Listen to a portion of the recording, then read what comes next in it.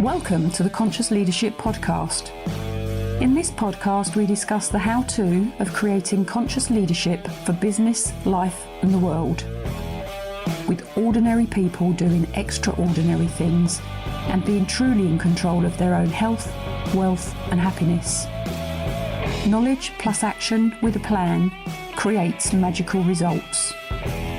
Introducing your host, Julie Hogbin, author, international speaker, mentor, disruptor and creator of conscious leadership and property investor living in the UK.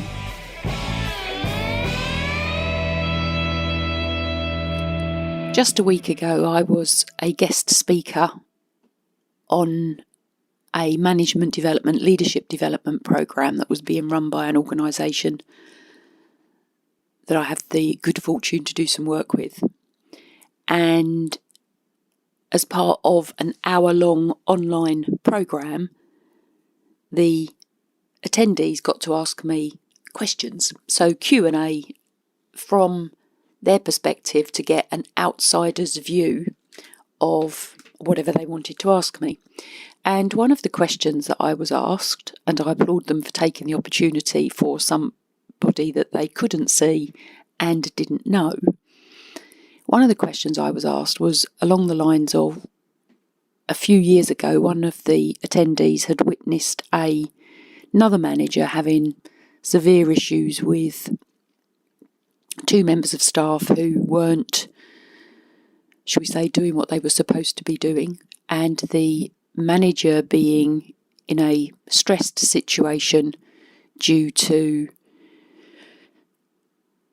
I suppose from the outside, not being able to do what was required. And the support from HR was there, but it appeared to take rather a long time for this particular individual's observations. And 2 years was mentioned. So I answered the question about, walking towards the issue, nipping conflict, poor performance, underperformance in the bud, deal with it quickly, get the standards in place, make sure that everybody knows what they're supposed to do, make sure that they've got the training, handle the situation as soon as you possibly can because it will take less energy, less time, it will affect the others in the team less. So the normal sort of standard answer that you would normally expect to hear from anybody that knows about management or leadership. Walk towards the situation and deal with it. Utilise the services of HR, but as a manager and a leader, do not expect them to do it for you. Because in reality, that's not their role. Within business, the HR role is to support the organisation to achieve the results the organisation needs to achieve through its human resource. And sometimes I have seen HR do that extraordinarily well, and other times I have seen HR not do that particularly well, excuse me, because they take the role of maybe caring too much so that the business suffers. And I can say that from my personal experience. So I'm not talking about any organisation specifically there, but my personal experience. And I have challenged HR by some of the actions I've taken as a manager because I have always known what I can do and what I can't do. So I have executed that and then gone to HR from the learning and development position, gone to HR to support me in doing what I've needed to do. And on 2 occasions that actually went from my regional office directly into the UK-wide head office, and at one particular time external to the head office to get the result that was required or the knowledge that was required that wasn't in-house. So I just wanted to add a bit to my normal standard response, which I did forget to say on the as part of the Q&A, and I am going to send this recording into the organisation so that it can be shared with those people, or a very similar one. And that is that as a manager, as a leader in an organisation, or even for yourself, if you have members of staff who are not doing what is required, you have to follow the correct process, correct procedure, disciplinary procedure, whatever it's called within your organisation, to produce the evidence required for any HR, so human resource, employment law, individual, to enable you to ultimately dismiss the individual who's underperforming if they do not improve their performance. And I did think after my initial response, if that was why it had taken this particular manager up to 2 years to deal with the situation.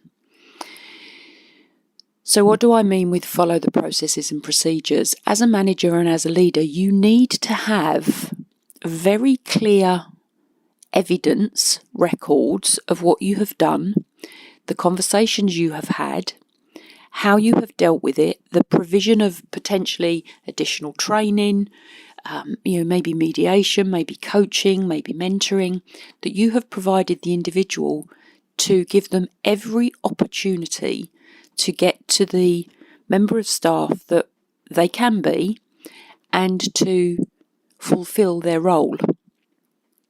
Now, if you as a manager or a leader do not have that information, then through the UK, and this is a UK-based podcast, the information I give is generally for the UK, although a lot of it cuts across any culture and any continent in reality.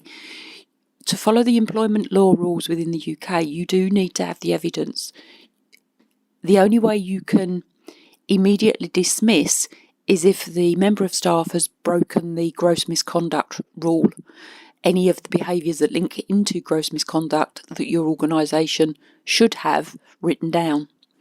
Now, if they don't have that written down, you have to go through the complete process. So first warning, verbal warning, second verbal warning, written warning, second written warning, onto maybe even potentially sometimes third written warning, and then dismissal. Now, that's an employment law ruling. I may not have got those whole stages right. It's not my area of expertise, but there is a process we have to follow, and it's to protect not only the employee from poor management, bad organisations, but it is also to protect the organisation from any backlash from the employee. So in the UK, we're not a particularly litigious society, whereas some of the other large countries in the world are. Now, we are beginning to follow suit. So as a manager, as a leader, you need to have the evidence that supports you to do what you are required to do, which is manage to get the best performance you can for you, for your team, for your organisation, and the greater good, whatever that might be. So your customer base, your service users, your stakeholders, whoever they may be, internally and externally. If anybody's got any questions on this, please ask. Very, very happy to answer them. Link into or email me on connect@clavum.global. So connect@clavum.global. I will answer all your questions. This is sometimes an area where people are unsure, so they end up doing nothing. By doing nothing, the potential for the issue to escalate is far greater. So this is quite a serious podcast, actually, because we do need to protect ourselves as managers and leaders, but we also need to protect our staff as well. So the combination of those two things have to work together. And as a good manager, as a good leader, and you get your foundations in place, you should very, very, very rarely ever need to go down this route.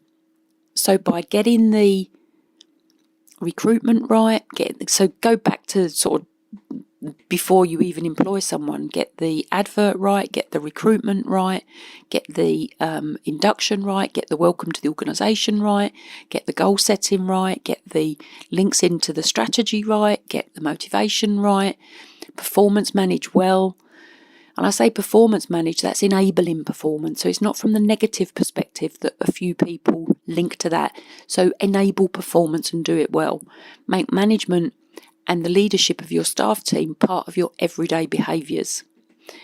And you should very rarely, if ever, unless you've got a real rogue individual, and I've had a couple, they're out there, you will very rarely, if ever, need to go down to that 2 years of stress, but nip it in the bud, walk towards it immediately you see it.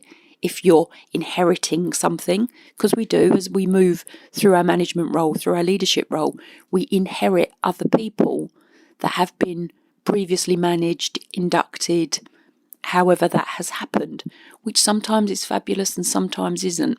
We don't all operate the same, unfortunately sometimes, but then the world would be boring, wouldn't it? So if anybody's got any questions, please ask. Very happy to support and help and answer them. And if anybody has got any requests for any information they would like me to share within this podcast, again, please message me, because you give me a subject, I'll do a session on it. And if you ask me a specific question, I'll do a session on answering that particular question, which is where this episode has come from.